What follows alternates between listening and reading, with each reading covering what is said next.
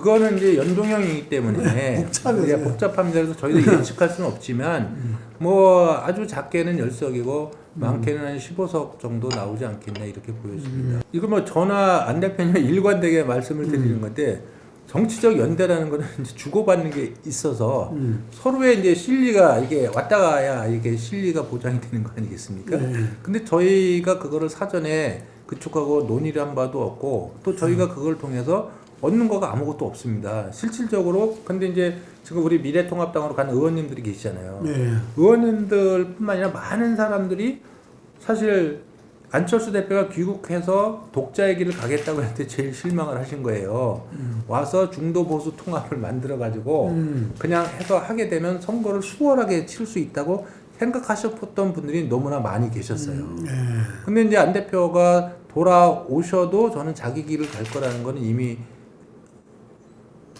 충분히 저는 이제 소통 과정에서 그걸 알고 있었고 그리고 이것이 안철수 대표가 가는 길이라면 이것이 맞다 일단 가보자 이런 생각인데 많은 이제 지역에서 지역구 준비를 하시는 분들이 돌아다니면 유권자들이 제발 요번에 야권표를 분산시키지 말아달라.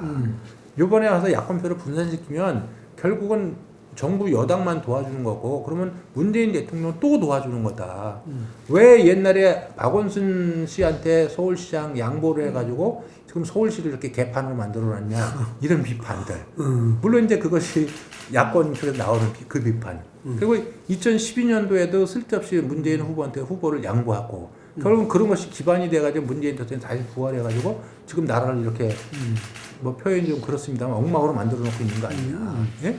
결국은 그 두 사람을 안철수 대표가 다 살려놓은 거 아니냐. 근데 이번에 와가지고 다시 야권표를 분산시켜서 민주당이 어부지리를 얻는 건데 그럼 또 문재인 대통령을 도와주는데 도대체 당신 정체성이 뭐냐. 예? 뭐 이런 비난들과 이런 분이 너무나 많이 있는 거예요. 그렇게 해서 이제 많은 사람들의 요구가 뭐냐면 중도의 길, 제3의 길도 좋지만 야권표를 하나로 묶는 것도 같이 해결해 달라고 하는 주문들이 계속 있었던 거예요. 근데 양쪽이 길이 다른데 그거를 어떻게 해결책을 찾을 수가 있겠습니까? 그러니까 안 대표가 굉장히 오랜 시간 고민을 했습니다. 그 고민 속에 결국은 거기서 또 피해자가 생기겠지만 이 지역구 공천을 이번에는 포기하자. 그러면 적어도 야권표를 분산시킨다는 그 비난에서 자유로우니까 대신 이 비례대표 이 대결을 혁신과 미래의 대결 공간으로 전환시켜보자. 그리고 여기에서 승부를 걸자. 그러면 야권표 분산시킨다는 비난에서도 빠져나갈 수 있고 또 우리가 가고자 하는 것이 전체 영역은 줄어들지만 그래도 실용적 중도 제3의 길은 이 비례대표 대결 공간을 통해서 완성해보자. 실현해보자. 이렇게 결론을 내리신 거예요. 어떻게 보면 연대가 아니고 안철수 대표 입장에서 보면 정말 자기 팔을 하나 잘라내는 굉장히 어떤 고뇌에 찬 자기희생적인 결단이었다.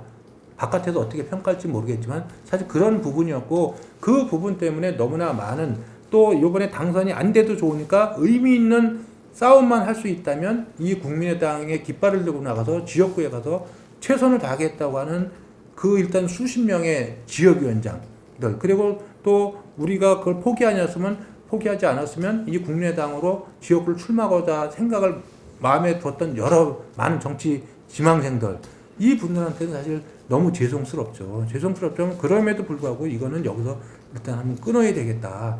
그것이 이후에 안철수 대표나 국민의당의 장래를 위해서도 중장기적으로 봤을 때 더 도움이 된다. 이런 판단을 했던 거죠. 그리고 정말로 국민들께서 안철수 대표의 진정성을 이해해 주시고 정말 안철수 대표가 저렇게까지 결심을 했다면 그러면 지역구는 뭐 누굴 찍든지 간에 그럼 요번에 비례에는 조금 우리가 국민의당을 좀 밀어주지 뭐 이렇게 해서 정말 유권자들께서 전략적 교차 투표 생각을 하신다면 저는 아까 이제 말씀하신 20%의 저희 그 전략 목표 이거는 또 달성할 수 있다 이렇게 생각하고 있거든요. 물론 그 교차 투표를 기대하고 저희가 그거를 한 건 아니지만 실질적으로 저희가 한쪽을 포기한 상태에서는 저희가 유권자들한테 이 합리적인 중도와 개혁적 보수의 유권자층들한테 지역에서는 누구를 찍어도 상관없지만 적어도 비례에서는 국민의당을 찍어주십시오. 투표용지가 2개니까 하나만큼은 국민의당을 위해서 써주십시오 하는 그런 그 전략 투표, 교차 투표를 저희가 호소할 수 있다고 생각이 듭니다. 그래서 그런 부분들이 적어도 어저께 안철수 대표가 20대 국회 심판론을 말씀하셨는데 그래서 이 양당 이거 보루 장모를 정말 고쳐놔야 되겠다.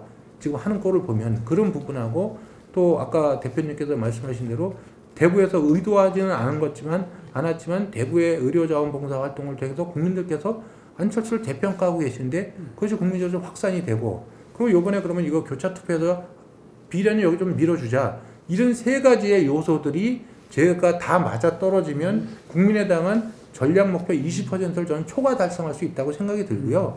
이 셋 중에 어느 하나라도 확실하게 자리 잡으면 20%는 득표할 수 있다. 이렇게 생각하고 있습니다. 한국 정치 개혁을 위해서는 반드시 저는 이루어져야 된다고 생각이 됩니다. 일단은 그 미래통합당은 연동형 비례대표제 반대는 했긴 했지만 어쨌든 이 제도 자체가 완전히 왜곡되는 거 아닙니까? 부정되고. 예. 그리고 정말 더불어민주당 같은 경우는 정말 후한무치한 사람들이라고 생각이 듭니다. 그런 그 미래한국당을 만드는 과정에서 그것이 꼼수 정당이다, 그리고 나쁜 정치다, 뭐 이렇게 하면서 자기들 스스로 또 이런 비례연합당이 위장 정당이라고 인정하면서도 그걸 가는 겁니다. 자기들 사욕을 위해서. 그러니까 이 사람들한테는 어떤 정치적 도덕과 명분이나 이런 것 자체는 아무것도 안 되는데 한국 정치가 타락을 해도 이렇게까지 타락을 해야 되는 것이냐. 그리고 국민들한테 이런 걸 강요해야 되느냐. 그럼 우리 국민들은 그냥 진영에 종속돼 가지고 그냥 그렇게 끌려다녀야 되는 사람이냐. 저는 아니라고 봅니다. 정말 이런 정치를 하면 저는 그리고 그렇게 해서 만든 정치를 가지고 21대 국회에 가서 그 사람들이 중심이 된다면 전 지금 20대 국회보다 더 훨씬 형편없는 국회가 만들어질 거는 뻔한 거고 더군다나 2년 후에 대통령 선거입니다. 오로지 지금 양쪽에 이 사람들이 그 정권을 잡기 위해서 모든 부분이 혈안이 돼서 했는데 아마 이 21대 들어가면 더 시작하자마자 아마 또 죽기 살기로 그 안 대표 표현대로 하면은 총칼만 안 들었지 한국의 내전 상태로 갈 것이다.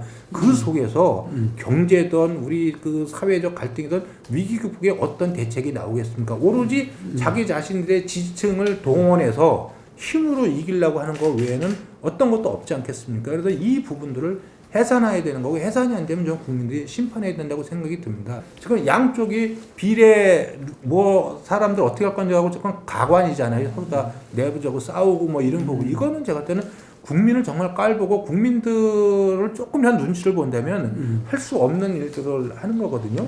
정말 제가 때는 막장 정치의 거의 끝판을 지금 이 두 정당이 보여주고 있습니다. 그럼에도 불구하고 각각의 지역의 진영을 강조하고 우리 진영끼리 한번 붙어보자 하는 이 정치를 어떻게든지 안 대표 입장에서 막는 것이 본인한테 주어진 정책 책무다 이렇게 생각이 들고 일단 이 정당을 해산하는 것이 맞다. 그것이 정치 개혁이나 실제로 우리나라의 장래를 위해서 그런 쪽에도 정말 진심을 다해서 그걸 어저께 요구한 거라고 봅니다. 그리고 앞으로 이 정말 나쁜 정치, 나쁜 정당 이 부분에 대해서는 어떤 국민적 심판. 그렇기 때문에 현실적으로는 지금 양쪽의 진영이 충돌하고 그런 그 진영 간 대결이 심화되는 구도지만 그래서 지역구 선거에는 불가피하게 그렇게 충돌이 된다고 하더라도 어저께 말씀하시면 그래도 그러면 비례대표 투표에서만큼은 그것이 개혁과 미래에 대한 어떤 대결 공간으로 좀 남겨달라. 그래서 이 두 정당이 지역구를 양분을 한다고 하더라도 이 나머지 47석 그것이 연동형 30이고 병렬형 17석이죠. 이 부분에 대해서는 정말 정책 대결이나 그리고 좀 군소정당 중에 정말 세상을 좀 바꿔보고 싶은 정당들의 공간을 좀 남겨달라. 뭐 그런 어떻게 호소였다. 이렇게 이해하시면 될 것 같습니다.